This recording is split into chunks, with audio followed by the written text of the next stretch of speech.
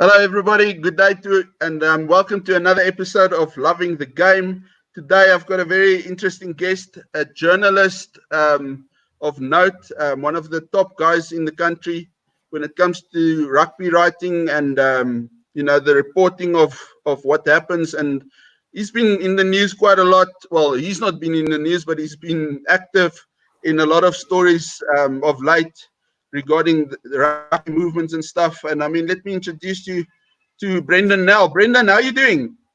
Good on you, man. Good. I was going to say, I Yeah, hope I'm not in the news for the wrong reasons. yeah. I had to rephrase there very quickly. You're the one writing all the news. You're not in the news yourself. So, but yeah, you do tend to touch a few nerves every once in a while.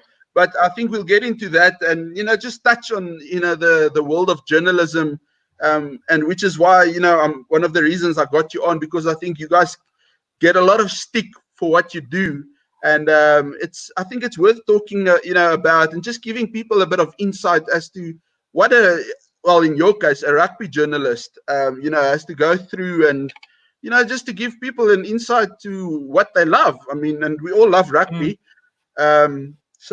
But to start things off, just tell us, who yeah. is Brenden Nel? Uh, that sounds like one of those psych questions. No, look, I'm just pretty much, I suppose, just like most people who watch rugby. I love it. I've loved it my whole life, and I've just been lucky enough to make a career of it. I mean, I wasn't destined to become a rugby writer. It was never. It was always a passion, but it was never, I would say, a career choice early on. And I sort of stumbled into it by mistake, and just loved it. And it's kept me going. Good and bad times. I've had some great ups and highs and lows, like in this game, like a lot of people. And yeah, I hope to be doing this till I retire, because other people work in offices. I love what I do. Well, not now, but sitting on the side of the field and engaging with all the guys in the industry, it's great. Yeah, and to jump back to the beginning of of everything. Mm. Um, where did the actual bug bite you? You mentioned you love the game, and it's actually opened up doors for you to make a career of it. Not unfortunately as a player, but as someone that Mm. at the end of the day gives the players the platform that actually makes them who they are. Besides the part that they play on the field. So where did the bug actually bite you? Well, I mean, I think like most people, I mean, I grew up in a house that was rugby mad. And my late father, who was a huge rugby fan, obviously instilled it into me. He went. I think he's one of those typical dads that as soon as he had a son, he got a reason to buy season tickets. Yeah, And we got season tickets to Ellis Park. We sat on the main grandstand. We were there every game, and that was the one part. I remember sitting there as a youngster. Jimmy Abbott sat behind us, about 2 rows oh behind us. wow. And he was still the biggest man I'd ever seen as a lighty back in the 80s. And I still probably still is. I bumped into him the other day and had a long chat to him about those days. But and then I suppose the 1981 tour, I think like a lot of South Africans got up at 3 o'clock in the morning, sitting with coffee and watching those games. And I mean, those days we could never understand what was all the protests about. I mean, I was a kid, so I didn't really know what was going on. I just wanted to watch Yeah. rugby. And still, that tour, 1981, still fascinates me to this day. It's still probably the big point in my life, in my career, where probably rugby took a hold of me. Mm. And Sorry, I'm having player wise, I mean, yeah. So tell me, ah, interesting. Those years there were some standout players then. So obviously when the bug bit you and that tour obviously set everything alight for you. Who were players in your younger days that before you became a writer? Because being a writer, it's a bit of a situation where you've got to be very impartial, if that's the right mm, word. You can't really be a fanboy, if I can use that term. When you were small, you were a big fan and you had players that you looked up to, mm. unbeknowing that one day you're going to be writing about so many players. Who were some of the names that you almost idolized? Well, I think in those days it was. I mean, like everybody, I think Nas was the huge name around. I Mm. was absolutely. I loved watching Nas, and I loved the way he controlled games. And there was a time when I was in high school that I hated Nas, and I'll tell you the story now because of Yeah. what happened in that '87 final. But I think in those days, in '81, Ray Mort was the huge. I was a huge Ray Mort fan, and he was amazing. Just the way he conducted himself, him. Gerry Gernshuis, Gijsie Pienaar, Johan Hiernes, I think some of those guys. Funny enough, a lot of the backline players in those days, Wynand Klaasen as well. Those guys were Tien Stoffberg, Rob Lowe. I mean, I just think that whole '81 side was amazing. And then a bit later, I mean, obviously growing up a bit with the Lions team at that time, guys like I don't know if people remember these names, but Skalk Nordier, Hempus Rademacher, John Robbie was a scrum half there at the Lions. Yeah. Leon Kirkham, guys like that. I really enjoyed. And when I became a journalist later on, which was quite funny, the first coach I really worked with as a journalist was Ray Mort. When he coached Transvaal, so it was quite interesting that to me. And but back to Nas, why I say he in 1987 with the Currica final, I was a huge Lions fan at that stage. I know a lot I of was people going think to I'm ask a you bull. actually who you supported, but I kind of read Yeah, between the lines. You gave it away quickly.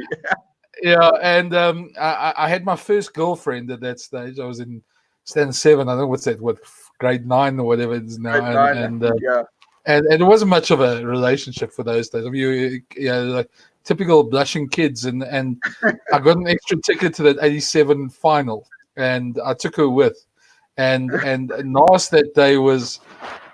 From a Lions point of view, was terrible. I mean, it was still probably the best fly-off performance I've ever seen in my life of single-handedly beating a team. And I was in such a bad mood that day after that game that I was actually such an idiot after that the girl didn't speak to me again after that. But I was so upset with that, with what happened in that game. You know, I think the Bulls were trading like 18-6 at halftime, and then they won 24-18, and it was all Yeah. nice. And Yeah. Yeah. yeah, it's one of those things. But it just those are the type of things. I even though we're supposed to be impartial, I mean, when it comes to things like the Springboks and that, Mm. I'm South African.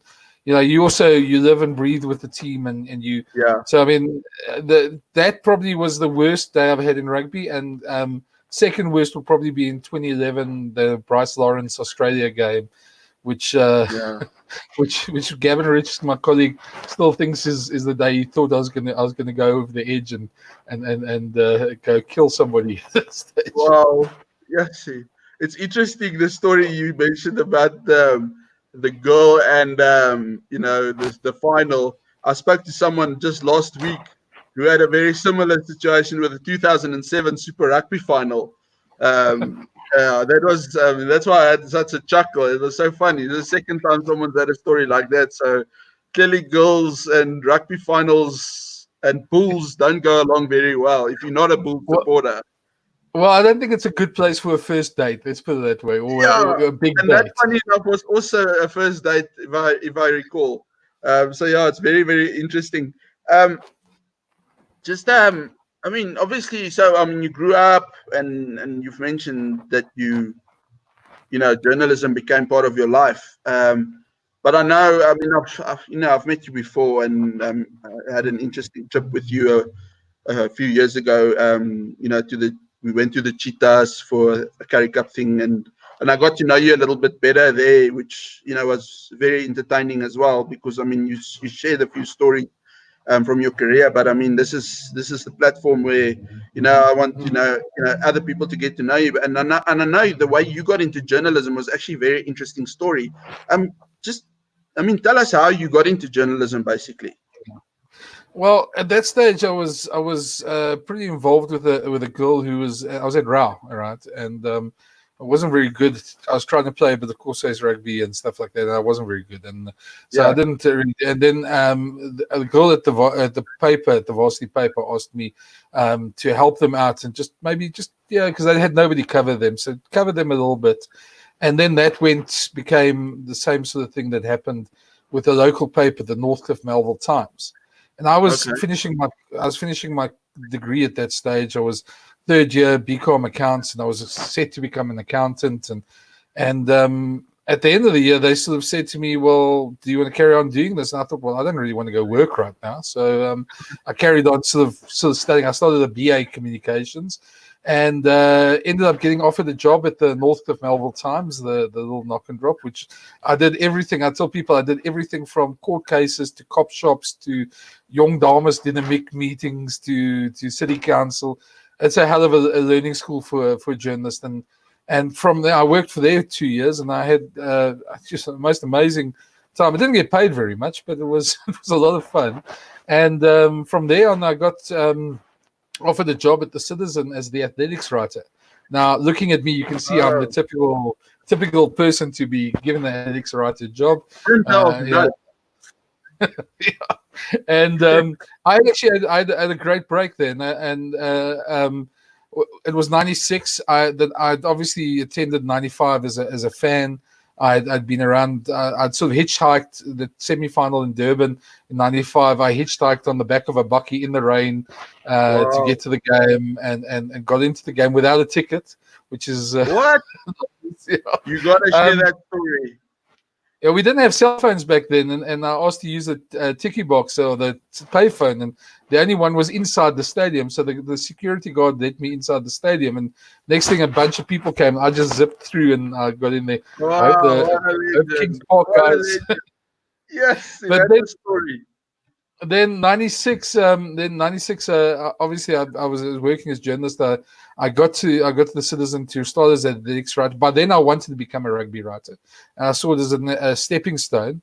And I still remember, we still laugh about it. Peter Kruger, Bommy, for those who know him, was the rugby writer for Business Day and for the Citizen for years.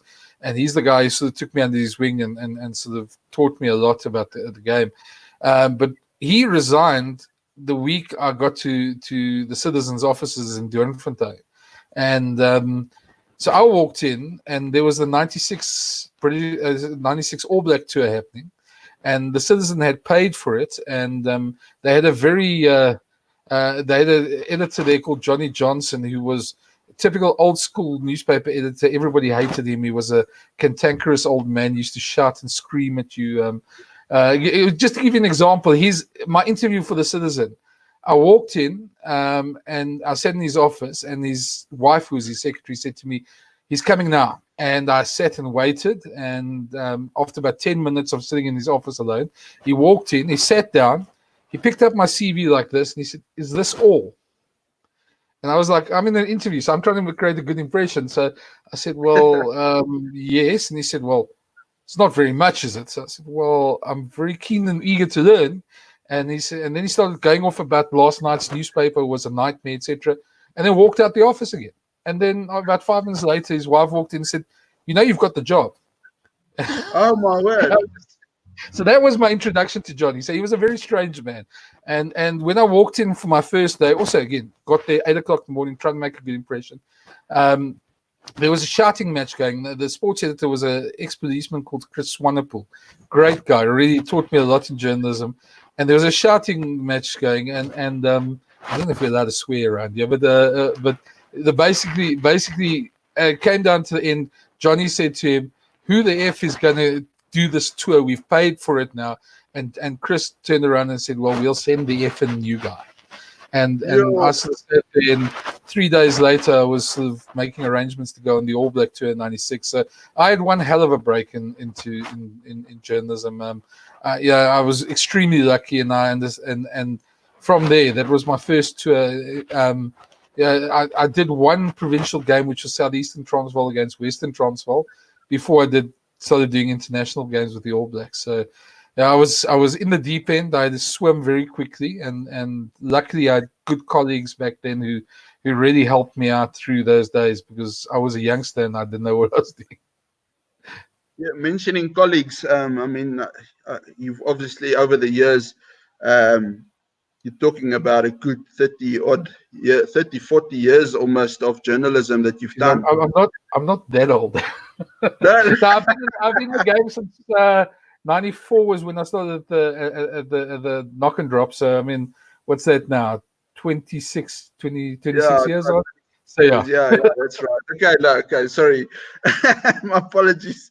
But I mean, over that time, you've worked with so many other writers and stuff. And obviously, you guys are, I think you guys are competitive probably sometimes, but also you've made up a lot of friends and stuff. I mean, who are some of your colleagues that you've worked for, or not for, worked with? For for a majority of your career. I mean, I know you're friends with quite a few of them, but I mean, who are some of the guys that you've been working with alongside for many years? Look, I mean, the when I started off, as I say, Peter Kruger was the one who him and I think Henny Brunt, and then some people might remember he used to work for Bealt. He was also Barry Glasspool at the Star. Those were the first guys that sort of took me under their wing at the Lions and helped me around there. And then, geez, so there's a bunch of them. I think going on. I mean, there's a mate of mine who you probably know as well, Vartan Gubeni, who's a big mate of mine. I trained him when he was a youngster, came from varsity. Guys like Ken Borland, Kevin McCullum, Liam Del Carm, all guys that people will recognize their bylines. Simnikiwe, Labanisa. Geez, I'm trying to think. I'm hoping I'm not going to forget somebody because somebody might be upset with me if I forget them. But there's a bunch of us, and I think the Orchid de Villiers, Kobus Klaas and Marco Botha you speaking to tomorrow night, I think. Yes. Yeah, he's also, we worked together for a while. Gavin Rich, who I've worked through for more than a decade at Supersport with him. So there's a bunch of guys, even Dan Retief and guys like that that we've worked with, Clinton van der Berg. There's lots of guys that through the years, and for some funny reason, one thing I learned very quickly is that you can be competitive, and you have to have that competitive streak, because nobody likes to miss a story. Well, if you do, you shouldn't be in this game. First of all, I was brought up on those. The way I was trained in those early days in the Citizen, we used to get there on the Tuesday, and you take the phone book, and you'd go from the Buelan Cavaliers to the Bulls to right to Western Province, and you'd phone the coach, the manager, the CEO, or the president at that stage, whoever it was, and you do that every week. And not every week would give stories, but more times than not, somebody would have heard something that somebody else, and so you cultivate context, and that's been a huge thing. I mean, it's a very old way of doing it, but that's been a huge thing for me. And my colleague now, who I haven't mentioned, Hendrik Cronje at Report, he's brilliant with that as well. I mean, a lot of our stories that we get is not because of what you know. It's because you talk to the same people week in and week out, and you check sources and you follow leads and things like that. There's a lot of work behind the scenes, and often you can sit around. There's some days where you can sit around literally for 3-4 days on a story, and especially for the Sunday newspapers, and then the Friday night somebody drops that same story, and your whole story has to change again. And so it's a very competitive game, but the thing you need to learn is very quickly is you don't take it personally. We all got a job to do, and that competition keeps us strong, makes us good journalists. There's different guys who've got different strengths. There's guys who are good at flowery writing. I've never been a hugely flowery guy writing. I'm more a news guy. There's other guys who can, Mike Greenaway and Gavin Rich and guys like that who can write 3,000 words in 10 minutes. Or I'm exaggerating now. But can make something sound like poetry. Louis de Villiers is a good example, who can write poetry in his writing, and it's amazing to see the talents that some of these guys have, and they're great to be with, and they're good guys to have a drink with every now and again. And we're a strange bunch because we tour around the world every now and again, and so in this very strange position where you go on a rugby tour and there's 4 or 5 of you, myself, and the last one I was on in Australia, for instance, myself, Brenden Nel, Craig Ray, John Cardonetti, those type of guys that you're with, and you not the same type of people, and everyone's different and got different ways, and you're stuck in this bubble for 3, 4, 5 weeks, while you're with the Springboks, and you got one job to do, to send reports back, but the rest of the time you've got to travel together and help each other out, and that, and it's a strange environment, but it's one where you make some friends that you take with you for life. Yeah, I can imagine. Yes, see, and I mean the stories. like they say, what happens in Vegas stays in Vegas. I'm sure that's a very popular term in what you do as well, especially when you go on Springbok tours. Well, let's put it this way. I don't think it's just Springbok tours. I think it's any tours, and not looking at when we talk about players. Mm. Probably what we write in the newspapers is probably about 30% of what we know, and there's a lot of the times that you can't write stuff, or there's stuff that gets told to you behind the scenes, and there's reasons for that. And Yeah, I know a lot of people might think you must come out with the truth every time, but a team, anybody who's been in a team environment knows it's a very strange setup where one little wrong thing can actually influence the team in a very different way. So yeah, every piece of information you get, you've got to weigh up, and is it newsworthy? Is it something you should use? What's the impact of it going to be, etc. You obviously have a duty to your readers and to the publication you work for. But at the end of the day, you hear a lot, and it's quite an interesting way of filtering that, into what yeah. I becomes. can imagine. And it's very interesting that you mentioned that. I mean, I want to just ask you on. I mean, you touched on it, like not directly, but it brings me to my next point. What is the importance of breaking a story, and how has it changed over time? Because I think back in the day, it was very important. Breaking the story first. Now with social media, the game has changed completely. I mean, it Yeah. could actually be. I'm running a bit ahead here, but I mean, with social media, it's actually so dangerous nowadays because I think back in the day you had more time, even Yeah. though you were working against time to be that first publication or whatever to break it. And it will bring me to my next question, but let's just touch on this first. How important is it to break a story? Well, I think that's still what our primary job is. Our primary job is to get the stories that nobody else has, Yeah, and often that means breaking a story. And to me, I still think that's the bottom line of journalism. It's one of those things where you have to break stories every now and again. There are. It's one of my frustrations with younger journalists now, and I mean, I don't want to sound like the old man preaching in that, but I mean, I've seen some of them, and some of them go from press conference to press conference and just be transcribers of what people say at press conference. And that's not our job. Our job is to fill in the fans of what's going on, whether teams want you to or not. And nowadays it's become a lot harder because the whole environment has become a lot more I'm trying to use a word other than sanitized in a way. The teams control the information a lot more, and they've got their own platforms that they can put it out on as well. yeah. But still, there is still a big part in breaking news for me. I think back, and I mean, it's going to sound rather stupid now. Two stories I broke, which still sit with me a lot. In '96, when Francois Pienaar was dropped from the Springbok team. He was a World Cup winning captain. Was a year after that. I remember, and it's a stupid little thing that you do. We were on a Friday at the Citizen. I was still at the Citizen then, and everybody was speculating: was Francois going to get dropped? Was he not going to get dropped, etc. And I decided, you know what? I knew they were staying at the Wanderers Hotel at the. I think it was the Wanderers. It was a Sunnyside Park Hotel, the Lions team, and they had their game the next day. And I phoned one of the sales reps for Gilbert, who was delivering kit to the Lions. I asked him what time is he going to be there. I just want to see if I can't get hold of Francois at that stage and just hear what he's doing. And I met him in the parking lot, and we walked through the players' room, and Francois was sitting with Ian McDonald that stage on the bed on a Friday afternoon. And he looked at me and he said, I suppose you're looking for a story. And I said, well, everyone's speculating you're going to get dropped from the team. I need to know. I need to write something. So I'm asking you straight out. And he said, well, look, I can't say anything about team selection, but all I can say to you is tell the guys to have a great tour. And with those words, you knew what it was.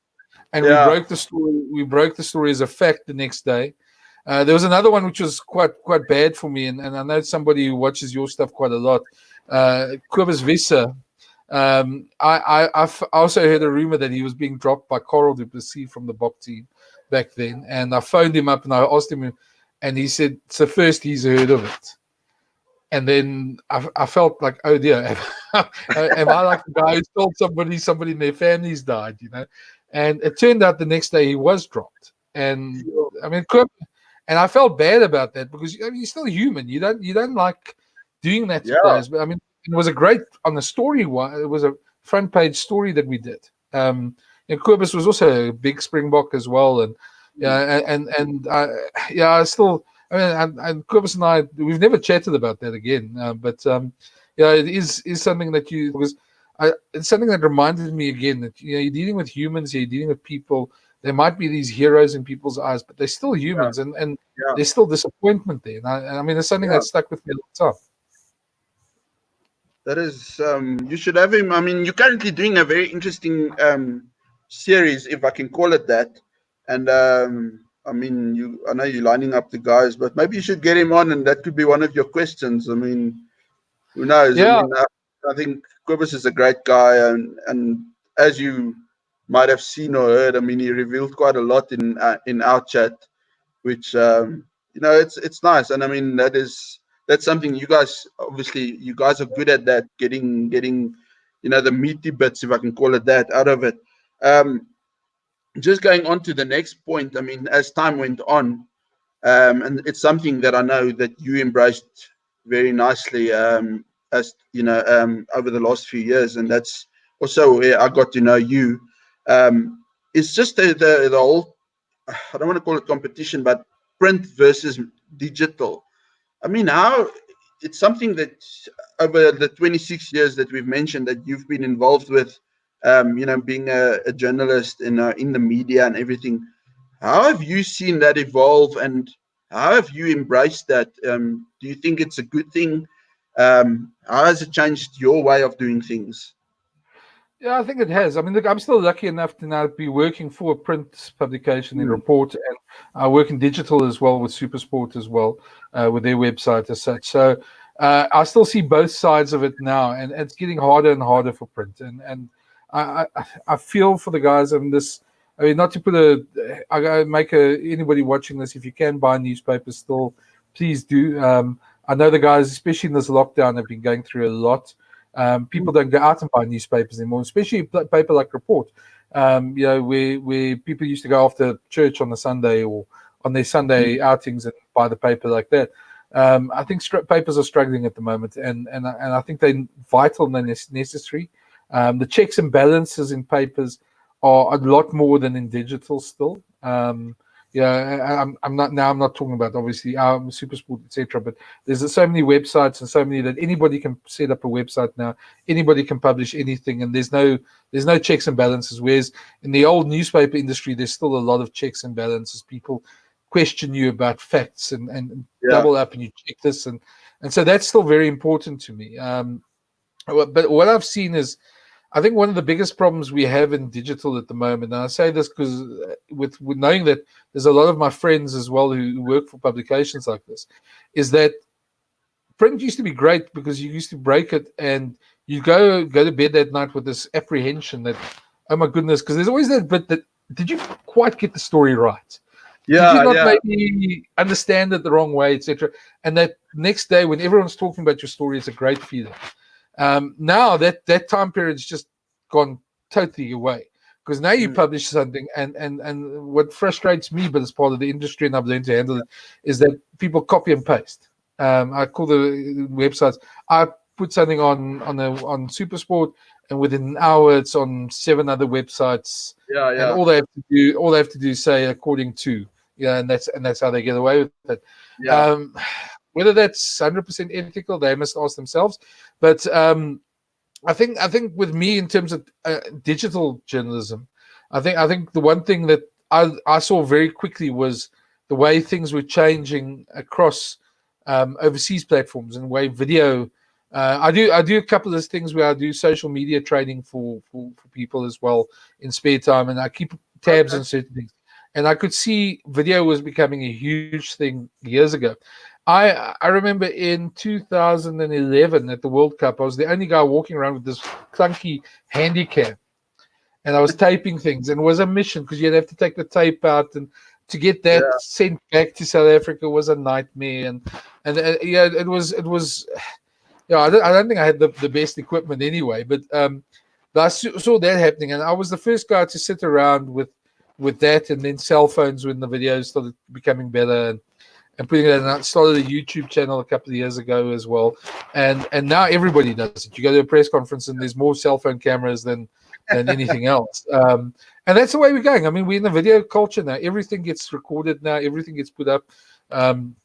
It's not like in my days where all the stuff I did as a student, there was never any cameras around. And if you was a camera, you would hope the reel would come out and take a day or two to send it to go get developed. And all those, I'm giving away my age now. It sounds terrible. But, it was before the era of selfies and things like that. And so I saw that happening. And I see it, social media has become even more, I suppose, to me, a bit frustrating because now it almost, and we've seen it very much in this time of Corona, because now it's almost the type of situation where anybody with any conspiracy theory, it becomes almost like a fact, and people spread the things. And I know we're talking about sport here, but I mean, I can start a rumor, or you can start a rumor about any sports star doing something, and in 3 weeks' time, it comes back to you as almost like fact. And I think that's the danger for it, is that the responsibility that we have as journalists often isn't there digitally with a lot of people. To me, if I publish anything that's untruthful or a lie, etc., there's a press council, there's an ombudsman, there's things like that. I can get hauled to court. Whereas a lot of digital publications don't have that. So there's an aspect of responsibility that's probably, I think, needs to be there a lot more. But we're evolving ever. I mean, things like I don't even know how to handle the thing called TikTok. I mean, I'm still trying to figure out what TikTok is. I'm sounding like an old man now saying stuff like that. But we're ever evolving, and in 10 years' time, or the next World Cup we get to, what's going to be the next thing that's going to keep us busy? I mean, at the moment, journalists are already, they're tweeting, they're Facebooking, they're doing live chats, they videotaping, and still writing stories in between. And it's becoming harder and harder to break stories now. And especially because by the time you talk about, sorry, I'm waffling here, but you talk about breaking a story, and then in an hour's time, they've followed up the story. Yeah, so you break the story, I'm trying to say about a player moving somewhere, and in an hour's time, some other publications phoned that player, and he's denied it. And a good example, and maybe it's a good way to address this, is I've taken a bit of flack for the Peter Steph du Toit story that came out about 2 weeks ago. And the point being is that Saturday when I wrote that story, that is exactly what had happened. There was an offer on the table. It was confirmed. We confirmed it with 5 sources. We spoke to Peter Steph's agent and had a quote from Peter Steph himself where he didn't deny it. And then the next day, Midi Olympique, Montpellier, the club denied it. And so these things move rather rapidly, and you've got to move with it. And it makes you sometimes doubt yourself. But that's why you have to, if you're sure of your facts and you're sure that you've double checked it and things like that, then you stand by your story, and I still stand by that story. Whether Peter Steph will now decide to go or not decide to go, I mean, that's a personal decision for him. But at that stage, there was a lot of interest, and that story was factual. I'm glad you touched on it. I didn't even bargain on the fact that you would mention it in so much detail, but I think now in like you mentioned in lockdown, obviously a lot of people, there's no live sport happening, so there's nothing to follow in that regard when it comes to sport. So the only thing that's kind of happening at the moment from a rugby perspective is player movement, and there's been a hell of a lot of it. And you and Hendrik Cronje that you've mentioned, you've been on top of your game in regards to that. So, and I know you guys have been taking a lot of flack, not just for the Peter Steph story. There's been so many things. And in one moment, I actually tweeted it the other day that I can't wait for a Sunday morning on Twitter because it's the most entertaining day of the week just to see how people are ripping And don't take it up the wrong way, because to me, you and Hendrik are probably, the top two journalists in my eye, and I hope someone doesn't take offense to it, but I mean, I think anybody that reads stories and stuff from where guys like you who are proper journalists. I mean, I've got a sports website, but I will never ever say that I'm a journalist. I actually don't like it when someone addresses me as you're a journalist in some way or form. I quickly make sure that gets rectified. I'm not a journalist in any way or form. I'd rather be called maybe an influencer or something like that, but never ever a journalist. I've never studied anything of journalism. What I've learned is street smart, if I can call it that. But I rate you two guys, and because I know you guys quite well, it's funny and it's entertaining seeing the explosion on Twitter on a Sunday. Once people finally get their hands on a report, and I mean, the report takes a hell of a lot of flack, as being sensational, but I think when it comes to the sports side of it, people really need to think about it, and they need to understand it. And you mentioned it just now, that you're just the guy writing the story at the end of the day. I mean, but you get crucified. I don't know. I can't say why, but it's part of the territory, unfortunately. And you mentioned that you've gotten used to it. But I mean, give us some indication of, I mean, how tough is it being a journalist? I mean, a Monday morning for you, or even Hendrik, who I also want to get on the show, but he's not very keen on that idea. He doesn't like the whole camera thing. And I respect it. I'll talk to you. It's great having you, because I know you've gotten used to the camera. So, I mean, but give us some indication as to how tough it really actually is. I mean, you've mentioned you guys just put the story together. And I mean, you're not here to make up stories just for the sake of. Well, I think the one thing people must realize is that a story like that, you don't just sit down and write it. If we're talking about Peter Steff, I'm probably talking about 60 to 70 phone calls that were made on that story, checking and double checking and talking to people. And obviously, a lot of people in rugby, as in with most stories, big stories, they know stuff, but they don't want to be seen as the guy leaking the story type thing. So you deal with people who want to be anonymous, and there's a certain amount of trust involved, and you learn that trust through the years, who you can and who drops you, and that. And I think there's a lot of people who I do trust at the moment, sources, but you never trust one source. That's the first thing. Because that's the easiest way to get burned. So that story, Peter Steff, was 5 sources and his agent and him. So I mean, and then you hear the best part is Sunday is tough. I mean, and it's not just the Sunday, but we're talking about report yesterday. So the Sunday is tough. Yeah. But whenever you break a big story, the next day is the toughest. Hendrik taught me very quickly where he said he puts his phone off on a Sunday. And I didn't understand why in a way until a couple of months ago, and then you get, if you think Twitter's entertaining, you must read my WhatsApp messages on the Sunday. I become, some people, I think, if they were in church, might need to say an extra prayer or two if they seriously, because some of the stuff they get said. Yeah, well, there is listen. I mean, I think one day when I'm older and I'll write a book, whether anybody will care back then, but you get a lot of flack, and you get a lot of people, first of all, attacking the story, attacking you because they don't like the story or don't believe the story, and then you get the others, that some people, and it happens quite often, some people who've told you in confidence that this is happening. And then the next day when it comes out, and obviously journalists start phoning them, they start saying, no, never, can never be. And they, and that's the toughest at times for you as a journalist, because it's so easy to turn around, and Hendrik and I have this conversation quite often. They say, geez, if I just had to drop a screenshot of my WhatsApp messages with person X or person Y right now, you could sync them. But if you do, but if you do that, you're never going to talk to them again, and people won't trust you again and that's the thing. You have to protect your sources, and so it's tough. It's tough, and it takes a toll on your family at times.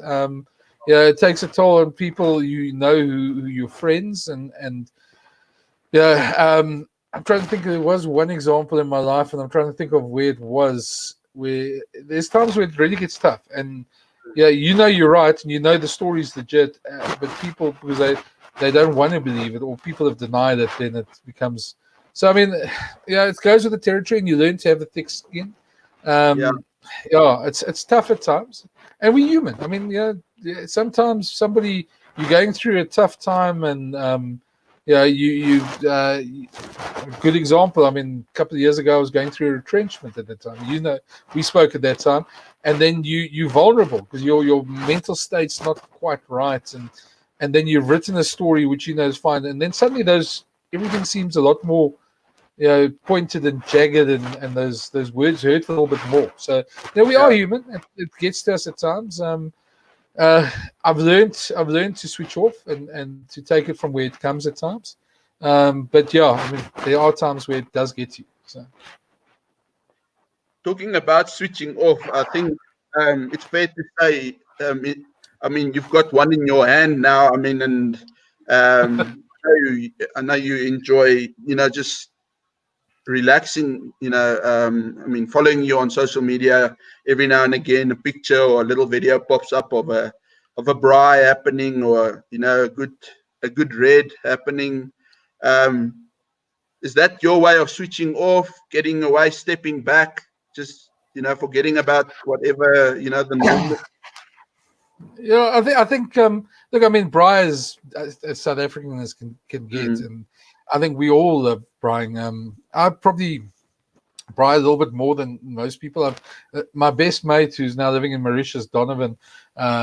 Shout out to him if he's watching this. But he and I, when we were younger, we ended up wherever we go around to people's braais, we ended up braaiing because as parties go, people sort of waft off and goes their own way, and we end up braaiing all the meat. So I've always been somebody who's loved braaiing, and I love the fire and standing around and that's and it's got to that point where now, I mean, I probably braai. Well, okay, lockdown's probably not a good time to say that, but on a normal day, a normal week, I probably braai 2 to 3 times a week at least, and I enjoy it. I enjoy the outdoors. I enjoy sitting there, and the wine obviously goes along with it. I've been fortunate to make a couple of very good friends in the wine industry here and there, and obviously use their product quite often. But there's some really great people out there, and I love wine. I love my beer as well. So I mean, I switch off most nights. But around the fire, I've got a nice little fire pit that I sit around, and it's been quite a popular time for some friends after rugby games and stuff like that. We sit over there with an open fire and just enjoy each other's company. So I love my wine. I'm fortunate enough to have built a small wine cellar. I'd say it's about 2.5 meters by 1.5 meters wide. So it's not very big, but it is. I call it a wine cellar. So I've been all right through lockdown. I'm still okay. I've still got some wine. So I've been fortunate. I've been blessed. So. You also like to travel quite a bit. I mean, where has your travels taken you? Just a few highlights, maybe, one or two spots that stand out for you. Maybe even stuff places that you've gone to on occasion, gone back. Look, there's, I mean, I think like most South Africans, most people, we love traveling. I love traveling in South Africa a lot as well, especially down the Garden Route, down that sort of area. It's one of the most beautiful parts of South Africa to me, first of all, and try and get away there as much as I can as well. Obviously, it's not rugby season's difficult, and that makes it so, at the moment a bit of worrying because. When are we going to be able to travel again? We don't know. And I've still got so many plans, so places I want to go to. So it becomes a very meticulous sort of planning situation with a rugby season and a calendar. And there's an open week here, I can get away here, and try and plan something for that. But yeah, I'm fortunate in the way that I can get away quite easily. I don't have kids, which obviously makes it a lot difficult for a lot more people, so it's a bit easier to get away. But talk about traveling. I love Eastern Europe. I absolutely adore Eastern Europe. I think a lot of people who haven't been there probably don't know how beautiful it is, how cheap it is for South Africans. That's the other thing. Probably one of my favorite destinations is Sarajevo in Bosnia. A hell of a sad place for obvious reasons with the war and that. But one of the most beautiful places I've ever been to. It's if you think of any river that you can see to the bottom, it's so clear. Pine forests, things like that. It's beautiful country and cheap. And a perfect example of that exact trip. We had to fly via Zurich to get to Sarajevo because it's not the easiest destination to get to. So I flew Joburg, Zurich, had a cup of coffee in Zurich, which cost 180 Rand for 2 coffees. With the euros. Okay, being an airport, it's more expensive. The next day, in the middle of Sarajevo's tourist center, had the same coffee for 2 coffees for 19 Rand. It's a huge difference to Western Europe. I love Montenegro. There's a place called Prast, Prast. If anyone wants to Google it, it's a beautiful place. Looks like Neisner with a lagoon, with a little island, with a little church in the middle of the island. Beautiful place. And then, places like Budapest and Prague, and they're beautiful cities, and they're very underrated. South America, love Brazil. I've been to the Far East. I almost got killed in America. If anybody's read Liam Del Carme's book of his travels, I'm in the opening chapter about how I almost got shot by a Marine. It's quite a funny story. I think I'd rather say, for Liam's sake, I'd say go buy the book if you can. There's quite funny stories in that book. I was almost shot there in San Diego. But we've been fortunate enough to. New Zealand is another beautiful country, and we've got a lot of ties with New Zealand as in rugby, and I love the country. In fact, I'd love to go there again and see. The nice thing about 2011 is that we got to go to places like Taranaki and Rotorua and Queenstown, and places we never get to on a normal trip, because normally you fly in with the Springboks. They're based in Auckland or Wellington, and you're there the whole week and you fly out. So that was nice about 2011 is traveling the country in a car, and it's a lovely country to travel as well. So I still want to go to a lot of places in South America. It's a bit more difficult and takes a bit more planning, but I've always been quite adventurous. Did a trip last year to Berlin where my wife and I were sitting drinking a bottle of wine after a game on a Saturday night, and decided let's Google and see. We want to travel, and we Googled. Berlin was one of the places we wanted to go to. Googled it, and I saw there's a flight for 4,900 Rand or something like that. But without luggage, you had only hand luggage, and so we booked it. So Saturday night we booked the flight. The Thursday we got onto the flight to Berlin, came back the Monday. So I'm very spontaneous with stuff like that. If I see an opportunity like that, I'll go. Yeah, that is really cool. There's something else that's very interesting that people might not know about you unless they follow you a little bit. Then they'll know that you've got quite a soft place for animals, specifically beagles, if I'm not mistaken. I hope I've got the right. Is it beagles? Basset hounds. Oh, sorry. My apologies. I know you lost one of yours not too long ago, but you then adopted, if I'm not mistaken. What is it about a basset that intrigues you so much? It's funny enough, it wasn't really me. It was my missus who sort of got involved with them. And I've just learned to love them. They're the cutest. I mean, anybody who's seen Fred Bassett or seen those long droopy ears and those droopy eyes, and they're the most. And the amazing thing is they've got the most unique. It's hard to explain to someone. But I mean, every dog to me, I love animals. So I mean, every dog we've had has got a different personality and has got an amazing personality. And we at the moment got 3. We've fostered one that's just gone back to its owner who was in hospital. We were looking after it while there. But yeah, it's the people involved with the SA Basset adoption group, the guys who do the rescues and that, and they're amazing people. It's amazing to see the passion amongst people for animals, and there's people on there that have like 9, 10 dogs, and it's just because they can't find homes for them, so they take them and they, I mean. If you know Bassets, they bark very loud and they howl a lot. So if you can imagine 10 of them together, But yeah, we enjoy them, and they're great dogs. I mean, they're not huge. They're not fighters. They're not. I mean, they like teddy bears. They're lovable teddy bears. Yeah. Tell me, Brenden.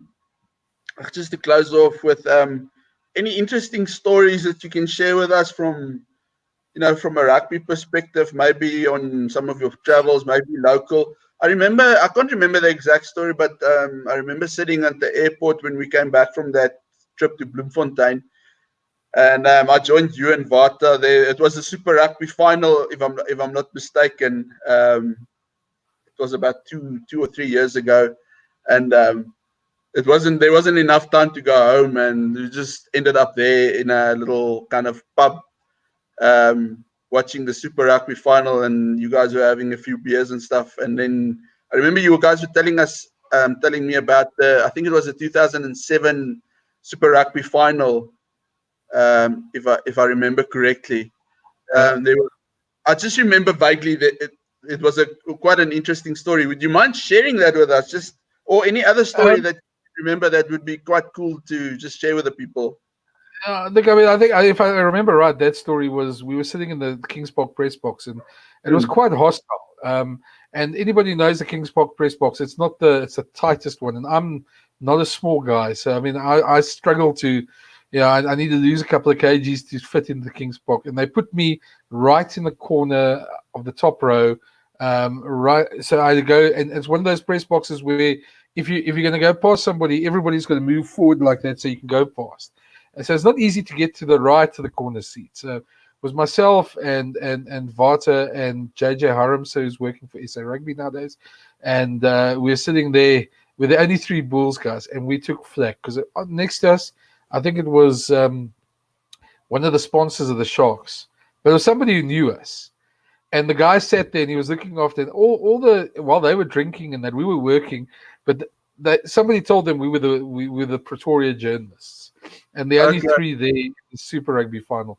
And the whole time, he was chirping us. And every time the Sharks scored, he was chirping us. And we were smiling and carrying on. And then the second half became a bit nasty. It became a bit more pointed and personal, the things. And anybody who remembers that final, Albert van der Berg scored right at the end there. And that guy jumped up. And he grabbed me by the head and he said, "Yeah, now we've won the Super Rugby." And of course, about 60 seconds later, I jumped up and it was just more the irritation of everything that happened.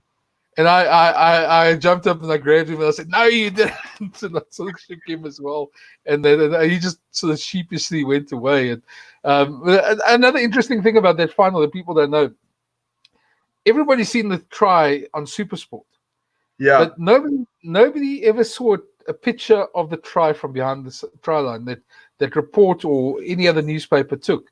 And the reason because that is I was working for another publication at that stage, and we had sent a photographer down there with her partner, and they'd sat behind the goal line, and they told us that when Albert van der Berg scored that try, all the photographers got up and were crowded around John Smith to take the picture of the victorious captain as the final whistle goes. Yeah. And there wasn't one photographer except her.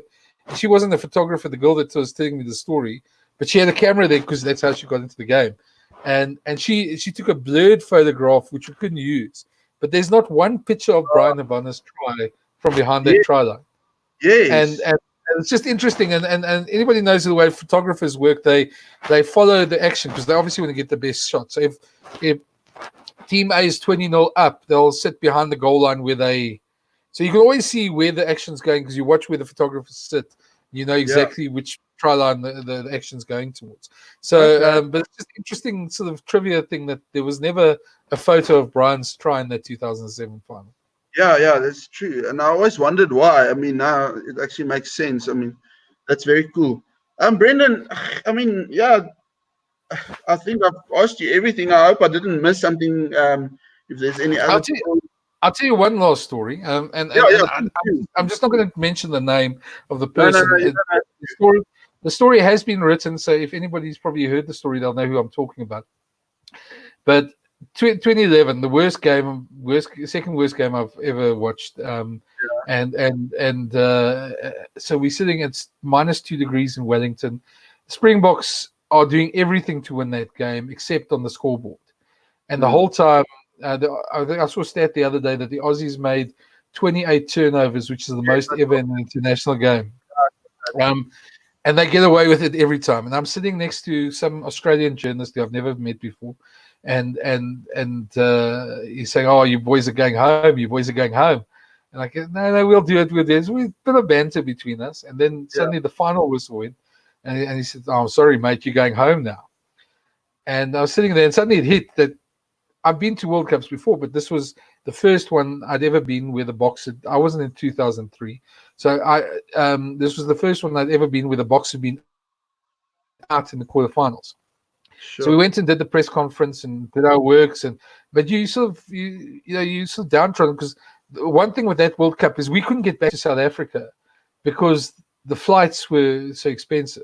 So we were told because it would have been something like 5 times the flight's price if we'd flown back then, and the team were flying back the next morning at 3:00.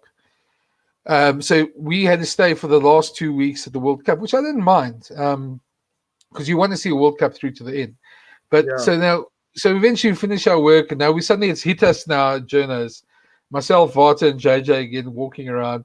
And at the Westpac Stadium, there you walk around the stadium, it's the Cape Town, so around the stadium. So we're walking around, and it's raining. It's horrible. It's -3.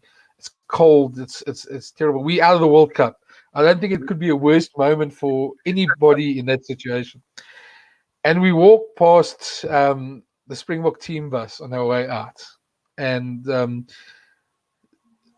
said person leans out of the team bus and says to us, "You know what's the greatest thing about tonight?" And so we look at what can be great. The Boks have lost, and somebody from the Springbok camps saying this to us, and that person turns to us and says, "Now I don't have to deal with you fuckers again." Wow. And JJ, my colleague over there, literally we had to restrain him because if I was too shell shocked at that moment. And he had to be restrained, and because he would have gone and hit the guy because it was just the wrong thing to say at the wrong time. And so eventually we tried, from the Westpac Stadium to where we were staying was about 1 K, which we walked in that rain after that. And it's cold, it's wet, it's dark, it's not nice. We out of the World Cup. We walked into this pub called the Occidental in Wellington, owned by South Africa. And as we walked in, we'd been there a couple of times before. We met the guys there, and we knew the owner. And so we went back, and they had this nice fireplace. There was a band playing and quite a party going on in the background. But we went to sit down the fire. And as we sat down to the fire, a Kiwi guy, Andrew, the manager, walked down and put 3 beers down in front of us and said, "This is on the house, boys, because tonight the ref fucked you." Yeah. And in that one moment, I got so much respect for New Zealanders because they are amazing people when they know their rugby. Yeah. And it also just, it made that night when I got back and I saw Gavin, because we were sharing a flat, Gavin and I, and he said, "Oh, what now?" And I said, "Well, we got to get out of Dodge now." And the next morning we drove and we went to Rotorua for 3 days, and we literally sat and did nothing and didn't file. Well, we filed copy, but it wasn't our best work. But it was the one time in my life where I've just been so disappointed.